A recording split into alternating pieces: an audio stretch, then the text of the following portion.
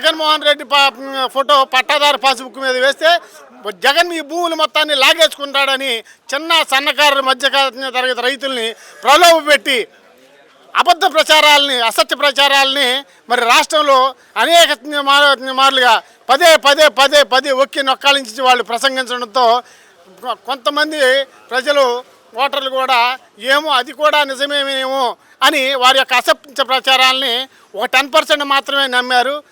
ఆ 10%లో 5% మాత్రమే వారికి ఓటు బ్యాంక్గా బలపడింది. ఆ ఓటు బ్యాంక్ అవటంతోనే కొంచెం మేము వెనకడిగేయడం జరిగింది.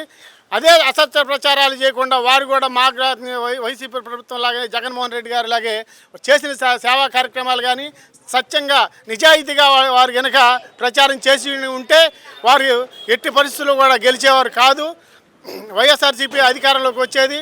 వారు ఇప్పటికీ కూడా ఇకనైనా సరే వారి యొక్క వైఖరిని మార్చుకొని మనల్ని ప్రజలు ఎన్నుకున్నారు, ప్రజలకు మనం ఏం చేయాలి అనే ఒక ఆలోచనలో రావాలి. కానీ ఇంకా రాక్షస ఆనందం ఉంది, మరీ ఉన్న రోజు రోజుకి సైకోలుగా మారిపోతున్నారు.